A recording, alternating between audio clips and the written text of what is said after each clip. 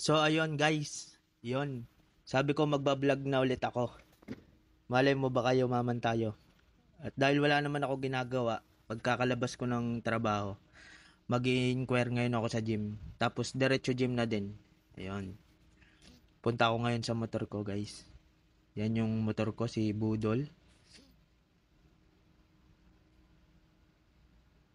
Ang hirap pala mag voice over guys.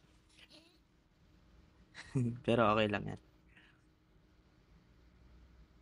Yan, sinusuot ko ng aking helmet. At kasi malayo yung gym na pupuntahan ko sa Shinpong pa. Kaya kailangan nakamotor.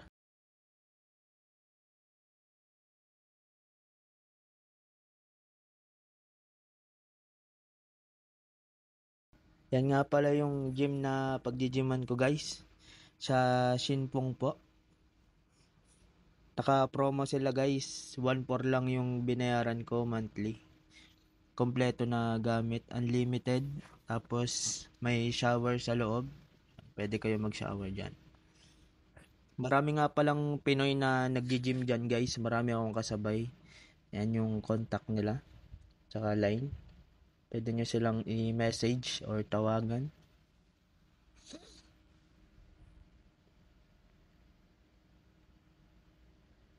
Yan guys yung mga equipment nila. Pang workout.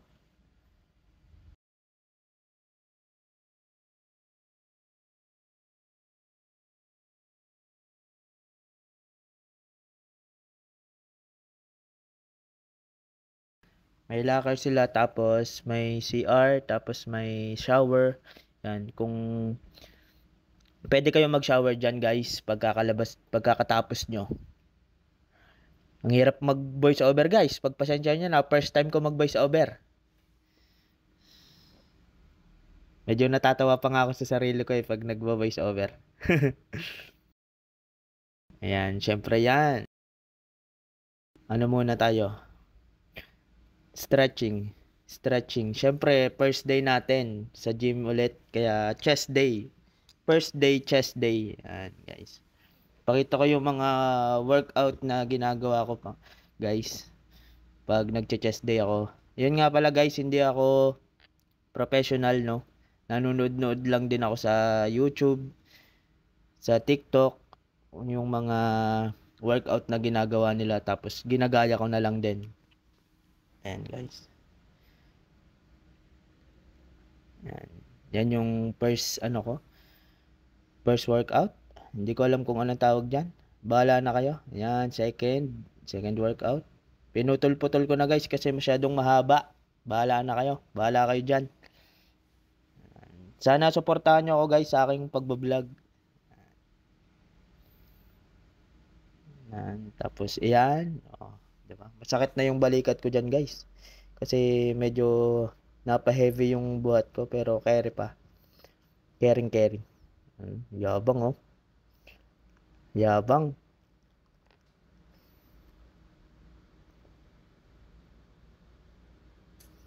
Tapos yan, yung machine na yan. Di ko alam kung anong tawag sa machine na yan guys. Bahala na kayo. Diba? Pagod na oh. Konting flex. Diba? May shape na yung katawan natin guys. First day pa lang. Kasi dati nagji-gym na talaga ako guys. Kaso sa dorm, kulang yung equipment namin sa dorm. Kaya sabi ko mag-inquire ako sa gym. Para mas, diba, mas gumanda yung improvement natin sa katawan natin guys. Yan. Ayan. Doon na natatapos ang aking first day guys. Pauwi na ako. Salamat. Yung! What's up? Babush! Ay, ina!